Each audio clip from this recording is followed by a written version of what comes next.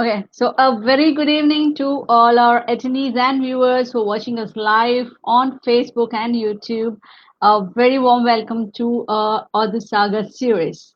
A quick recap for those of you who are new to Pick a Book. Pick a Book is all about reading, more reading, and inculcating the habit of reading, research, and presenting the summary of it in our regular meeting sessions. Creating a better world by changing the sense of self through the habit of reading is the vision of Pick a Book. Currently, Pick a Book marked its inspiring presence in four countries: Sri Lanka, India, Singapore, and UK, with over 1,000 plus readers, 18 regions, and 70,000 people inspired through our sessions so far, all in just a span of 1 year. So, Pick a Book is still continues to spread its wings across the globe.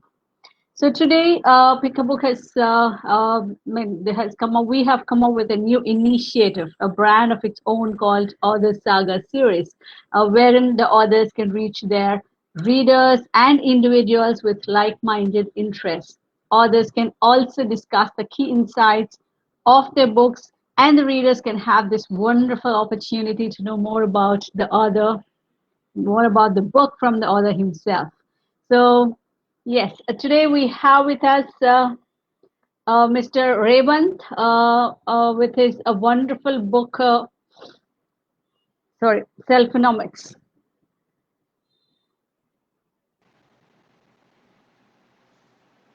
Welcome, Mr. Revant. Hi, thank you so much. Thank you so much for having me here. Yeah. So, ladies and gentlemen, Revant is the author of a book titled Self-Economics, and he is a six-time TEDx speaker. He is an MBA graduate from Wharton School of Business. So he is passionate about philosophy and memes. So very, very warm welcome once again, Revant. Thank you. Thank you so much for having me. Really excited for our talk today. Thank you. It's a pleasure to have you with us tonight. Okay, first of all, from Pick a Book, all of the team from the Pick a Book and everyone who is watching us live, we wish you, we congratulate you first, and then we wish you a long way in writing. Thank you. Thank you so much. Yeah, that really appreciate it. Thank you. Okay, so to start with, I want to know, were you an avid reader? I mean, are you still? Are you an avid reader? So that's interesting, and I feel like I was not an avid reader. In fact, like my book is a self-help book, and before writing Self-Economics, I had never read a self-help book before, and that is crazy. So that was just I had some ideas and then I decided to write, and I feel like that helped me because Mm-hmm. because I had not read any self-help book, so I was not conditioned into this is how a book is supposed to be written. So my style of writing was very different from a lot of you like other people, other like authors. So it was relatively more original than like getting very inspired by one particular writer and writing in a very similar style. So no, I was not an avid reader. Currently, I try to read. I usually read nonfiction now after like my book released. And the Mm. last just 2 weeks, I've started listening to Harry Potter again. So it's been Okay. amazing. And like like I'm like doing the dishes, I'm cooking, or like I'm running, or doing anything, or I'm in the grocery store and on my headphones I have the audiobook playing, or Mm. in the speakers I have so it's like just been amazing. I'm really enjoying it. Awesome. So that's a different start in a way, actually, because everybody who have come onto the stage before in the series, so everybody is like first time author, but then they are into reading, but it's quite surprising and interesting in a way. Maybe that's an added advantage for you to have your own style of writing, not having any influence of others and their writings. So Yeah. that's, yeah, great. Um, okay, so how did your journey as a writer start? But before that, what were you like? What are you into? Like your profession? Yeah, so that's a good question. So when people say, "What are you?" or "What are you into?" I don't say my profession because I think Hmm. I and everyone else we are like more than our professions. So I don't like to define myself by a day job. But I would say like I'm passionate about a lot of things. Like I use the word philosophy, but philosophy is very broad. Mm. Um, in terms of profession specifically, at that time when I was writing the book, I was in New York, and I was I was working at a bank.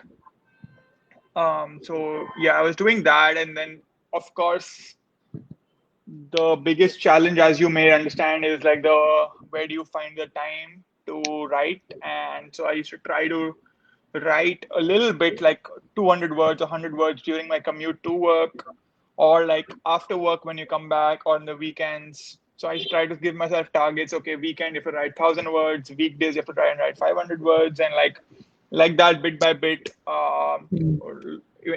Ended up writing like around 65, 70,000 words. So that's how it worked out. But yeah, to answer your question, at that point I was working at a bank when I was writing the book. Great, awesome. So now I understand where you're coming from.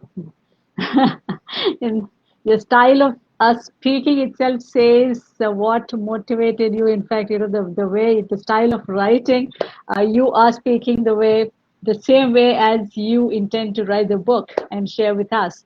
So I understand that pretty much. So, what made you interested in writing this, especially this book? And why is it titled that way, self-economics? And even more added to that, it says a seriously funny guide to live a good life. So what does that extra icing on the cake mean? Yeah, no, so it's a great question, and you asked me two, three questions in once. But basically, I um, in the last like when I was writing the book, or like before that, been interacting with quite a few really smart people, people from IITs, IIMs, Harvard, Wharton, like from like all prestigious universities. And I've not only these people, but everyone. Like when you look at people from India, I was in London, I was in New York. So whenever I met people, I saw that often people are data driven when it comes to their work and career. Or like so when you're looking at a job, you go into Excel and you do some hardcore analysis. Or when you're ordering food, we sometimes, from Zomato, we look into ratings of food. Or is this restaurant 4.5? Is this restaurant 4.6? Is this movie on IMDb, is it 8.1 and 8.2? But when it comes to our personal lives, we don't use any sort of data. We don't use any sort of like if I ask, why do you follow whichever religion you follow? Mm. Why? Like, it'll most probably be okay, my parents are Hindu, so I'm Hindu. My parents are Muslim, so I'm Muslim. My parents are Christian, I'm Muslim. Yep. Well, how many ratings or reviews did you see did Mm. you before you decided which religion you want to follow? Again, the Exactly. same thing with uh, our diet, which I think is the most one of the most important decisions we make is: are you vegetarian? Are you non-vegetarian? Are you vegan? What are you? Most people, I would say, if they are vegetarian, if the parents are vegetarian with the family, they'll be vegetarian. If their parents are non-vegetarian, they'll be. No one looks into ratings or reviews or science or which religion, which diet is actually better for the environment, which diet is better for me, or so. That is something which surprised me. Those really smart people who go to IIT and will sit on Excel the entire day, zero idea about their personal life, and not only this, about marriage, about a lot of these sort of or relationships, and like they don't think in a structured way. So that's what motivated me. Okay, there's something which I can write about to help people make better choices, help people make more structured choices.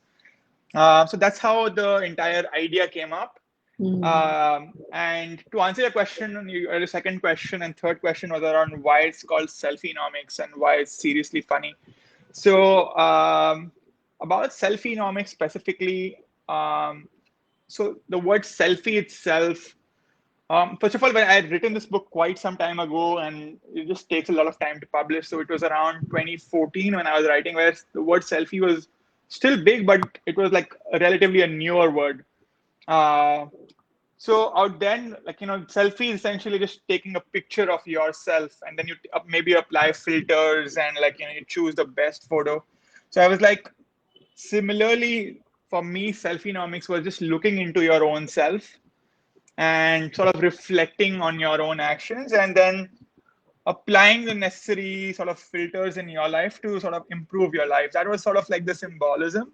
And the reason why I chose that is also because my book is sort of catered towards young adults, people from younger age groups. Although that's what the age group that I was targeting when I was writing the book. But after it got published, I realized that some lot of even older people have Mm. liked the book. So that was very interesting to me because I thought the references in my book are very focused towards young people. But even then, like, I saw that a lot of different people from different age groups enjoyed it. The seriously funny part, sorry, it's a very long answer because so there are three Yeah, questions yeah, in yeah. one. So I've noticed that most self-help books tend to be a bit boring or preachy often, and they often Mm. will say very similar, oh yeah, follow your dreams, follow your passions, never give up, wake up at 5 a.m. Like, the very standard things, money is not important, and those sort of things, which I think people are like fed up of hearing and they're like bored of listening to the same thing. So I tried to incorporate humor into my book just so that, like, when people are reading it, they don't feel like, man, like, this is just bored. And I feel like, I'm sure you all also face a challenge that younger people are so many other things outside of books. They have so many other forms of entertainment that they don't want to read books. So I like need to try to keep my book funny and, like, more engaging. So that's how that came up. So I have a lot of references of Mm. Bollywood, of cricket, of politics, and, like, just the stuff which people talk about on a regular basis, and I've tried to keep it humorous. Awesome. So I was awestruck, with everything you're saying, the illustration. See, as you said, everything is making some sense. Though you targeted, the younger crowd, but still, every point that you speak to is quite relating to every age group, for that matter. So that's no wonder why the reviews are so good, because everybody a review is like, usually it's like two, three lines, but for your book, it's like they're writing a story. I have seen a lot of reviews that actually they're warning us before it is little long. So that's the impact you have created on everybody. So congratulations on that. Um, Good. Thank you. So yes, can't wait to know more what's inside the book. So to start with, I would like to know. Um, we noticed that you used hashtags in your book. So, what led you to do that, and why did you choose to do that? Yeah. So it sort of answered it in my previous question a little bit that my book was catered towards people of a Mm. particular younger age group. Also, secondly, as I said earlier, I was not heavily into reading. So at that point, I used to spend a large part of my free time on social media, and, like, people, how do they write on social media on using hashtags and writing with memes, like, Mm. expressing their thoughts in the form of a meme. Yeah. So I also, when I think sometimes, and, there is something funny going on, or even something serious going on, in my head, I'm thinking of a meme. Like, Mm. there's some meme of Akshay Kumar, or there's some meme of some, like, so in my head, I'm still thinking in that way. So I wanted to express my thought in the book also in the same way, whether it's a hashtag. So hashtag funny, hashtag whatever it may be. So I just Mm. think in that way. And I think that people, there's a two elements to it. One, some people think it's not classy enough. Because I feel in the writing space there's a lot of snobbery as well. Like, there's you're supposed to write big words and, like, express things in a fancy way. And if you use hashtags, some people will say that you're not proper. That's how, like, certain authors are, like, revered because they're, like, use very, hi-fi flowery language. So I've got some sort of criticism as well from certain people who Mm. are not in that sort of like really sort of pretentious sort of an audience, which my book is not catering towards.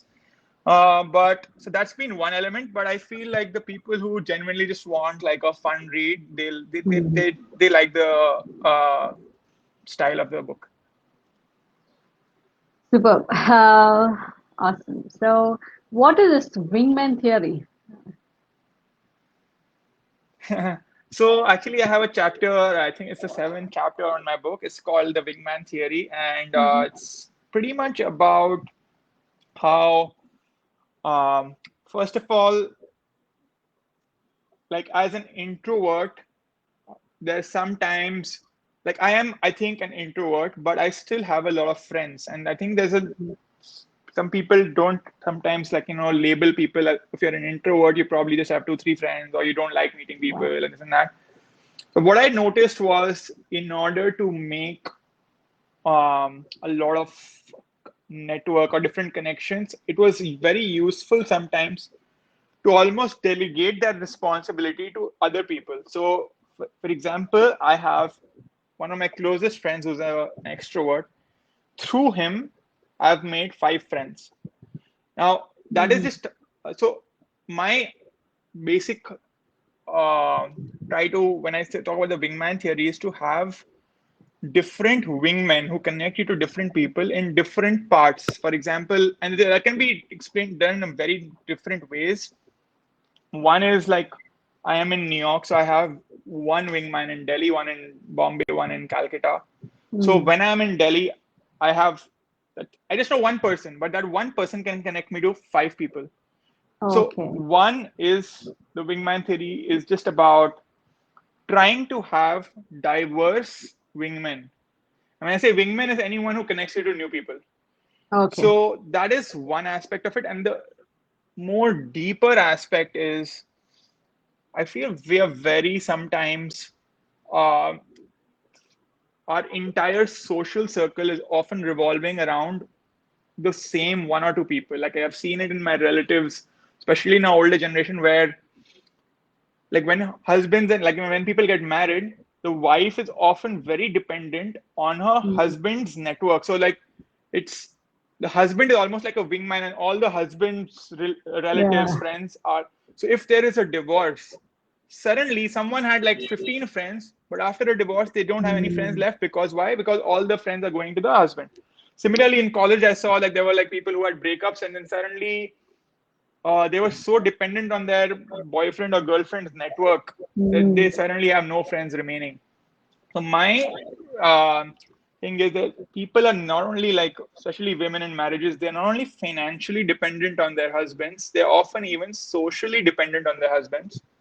And if you lose any wingman like in your life, you can become Mm. socially bankrupt as well. So that's why I always say don't be overly dependent on any one wingman, have Okay. diverse wingmen and many wingmen. So that was the entire concept. And I've tried to do that in my own life as well. And however, when that I gave an example of Delhi, Bombay, but like, having friends like one friend in law, one friend in engineering, one in like Okay. a film school will Mm. help you learn way more than having all your friends being engineers. So just yeah. Oh, I just love this theory. I am hearing it for the first time. Wingman theory. I was, when you're giving examples, it was so amazing. That's why I think Raven, that is why you are able to connect to every group of audience. Mostly, that few unlucky people I can't say, but then yes, this is really really super and very very very true. I would say because yeah, I mean, nobody as such think this way because that goes by default. When you say unless you say this example, it's difficult for people to observe that. We are so by default get into fall into that. We really if we are doing a particular say if we are an engineer if I'm a doctor, so I usually have only doctor circle, an Yeah, engineer exactly. circle, Yeah, and if I'm married, my kids' moms or my husband's circle. So it's like we fall into that same kind of theory. So I think, ladies and gentlemen, this is a wonderful point here to grab. So have, like Mr. Raven said, have a diversified wingman in your life. So I think wing men or wing women, so whichever Yeah. way. So it's wonderful. So have a diversified wingman in your life so that and you won't be a socially bankrupted person. So that is one word I was so liked it. Socially bankrupt. So so great, good. How superb. Okay, so in your book, you also touched upon second degree happiness. So what is that second degree happiness? So I So, heard these degrees in punishment. So what is the degrees in happiness? so it's basically, first of all, before I get into that, I feel one is we've been told by social media, by books that we read often, that you're supposed to be happy all the time. I feel like our goal should not be to be happy all the time. It should be to increase the average happiness of our lives. Oh, Like, if you are happy, suppose in 2020, if you were to rate right now, okay, how happy were you? mm, Were you like, it's very hard to quantify it, but if you were to quantify it, like, were you like a 6 on 10? So in 2021, the goal is to make it on average 7 on 10. There may be some days where it's 1 on 10, maybe there are some days it's a 10 on 10, but on average, I mm, want it to be a 7 on 10. So that is one aspect of happiness. But the other, whether it's second degree happiness specifically, is I feel there are a lot of things which happiness is the things which suck in the moment but give you happiness later on. And there are things which give you a lot of joy in the moment but make you unhappy later. So, for example, when I look into 2020, I'm there may be someone like I used to do that, maybe not 2020, but like back in the day in 2012, I spent the entire year doing things which were technically every day. I was doing things which are technically making me happy. I'm watching Friends every day. I'm mm, eating like chole bhature or like whatever, like the food that I like every day. But or I'm like spending watching sports every day. But at the end of the day, I am still not feeling happy. Like, if you think, what did I do throughout the day? I'm doing things which are making me happy. I'm like mm, watching Friends, I'm eating the food which I like, but I'm still mm. not happy. Yeah. So that's my entire thing is that there are certain things which is like second degree sadness, which makes you happy in the moment, which Mm, don't make you happy when you actually like reflect on it. And there are certain other things which when you do, it is painful, mm. but it makes you happy when you look back. When that's like whether it's Absolutely. being healthy, whether it's being like instead of watching Friends, now I started pushing myself and try to watch slightly.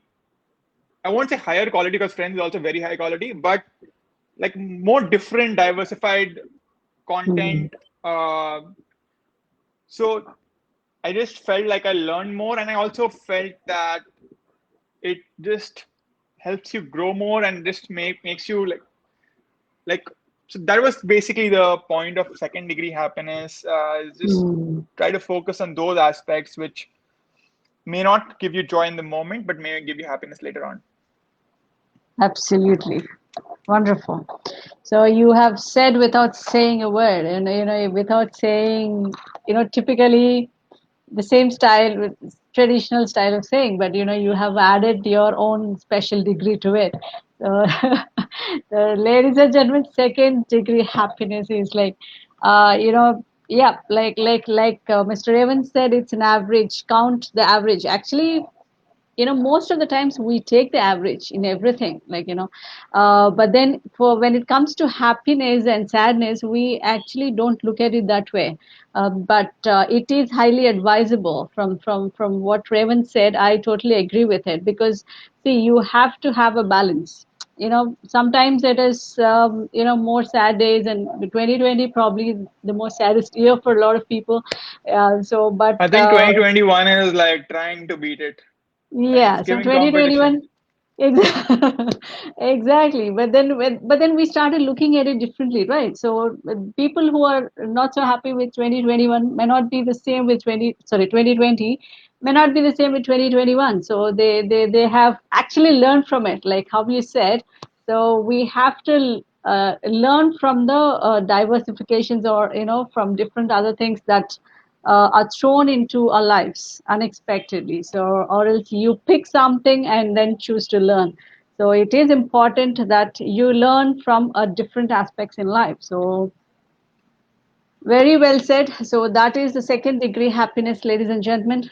Just try to get the average of your happiness, and then try to diversify your happiness and try to get the learnings from from your diversification. So very greatly said. Thank you so much, Revant. You have taken us to you are actually showing us a different in a different perspective. These are not the new things, but as you said, maybe because you are not influenced by anybody else, so this is out of your own experiences, maybe out of your own thinking or of your own thoughts. Probably this is how you think.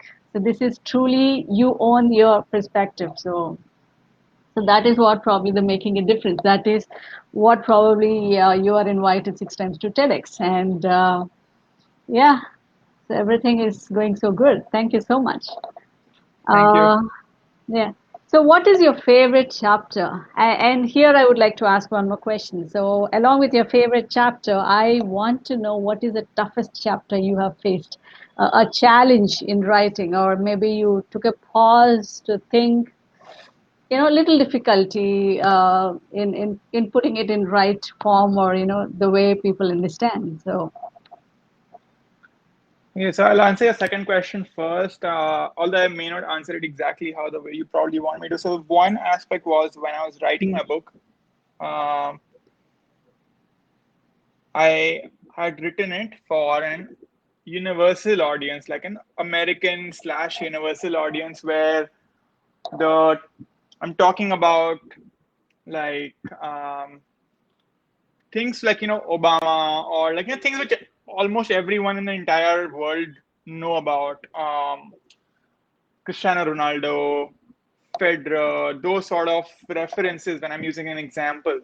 mm, But what happened was I tried to publish my book, and I didn't like I applied to a lot of publishers, and they told me, Revant, your content is very great.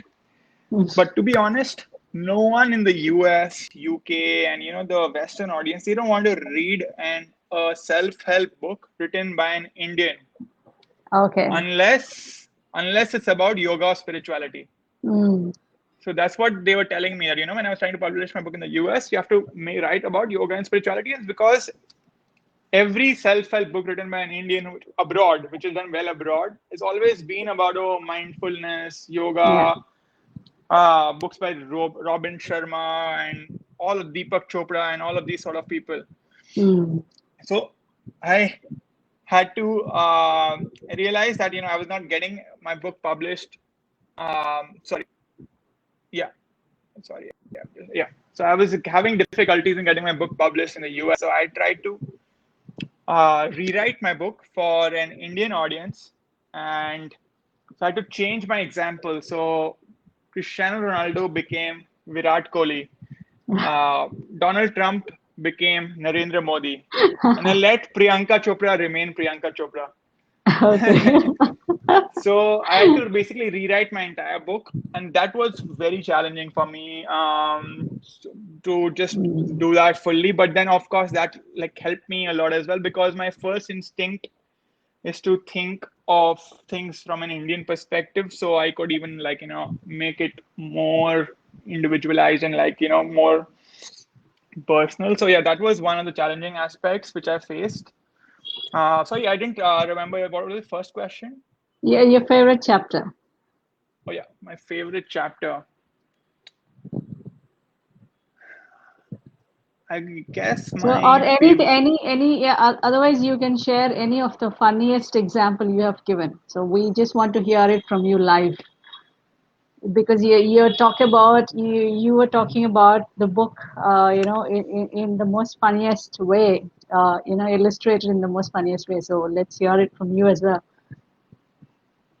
So So I'll the, talk about something in relation to my book, mm, and I've spoken about this many times in several other talks as well. But so when I was uh, writing my book, I, as I said, I was not into writing as much back then. I was not into reading as much back then. So I had to come up with ways to motivate myself.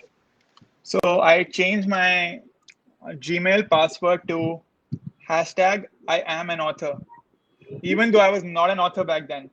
okay. And every time I type my password, I am an author, it just helped me motivate me to write the book. And there were certain times when I accidentally deleted 2 or 3 chapters of my book Mm. on my laptop, and I was almost about to give up writing. But just the thought of when I go on Gmail, type my password, I am an author, it reminded me why I started writing in the first place, and that led me to complete my book.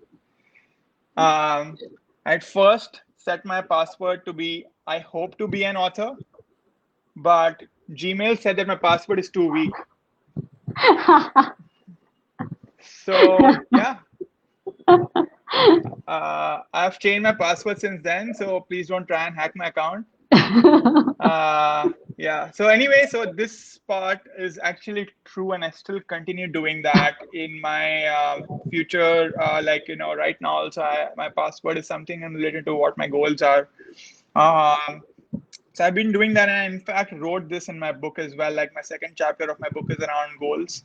Okay. So out there, I've written about this. Yeah. So I would say that's one part. In terms of favorite chapter, it's very hard for me to pick. I really like my chapter on religion. Mm. There's a chapter where I talk about like religion and like there are 3 parts to it. One is for people who are religious. One is for people who are like sort of confused whether they are like atheists or agnostic or whatever. And there's a section for atheists. I really like that chapter. But yeah. Super. Awesome. So, you remain a classic example of saying the universe is listening. So your girl, the universe is listening, your girl. So, yeah, so even the Google is also helping you, saying that your password is weak. So super. That was an awesome. Great. Okay, so if you were to write another book again, so what would you want to change, or what do you want to pick up the new topic or about? So probably you must have talked all your mind out in this book. So what's cooking more in your mind now?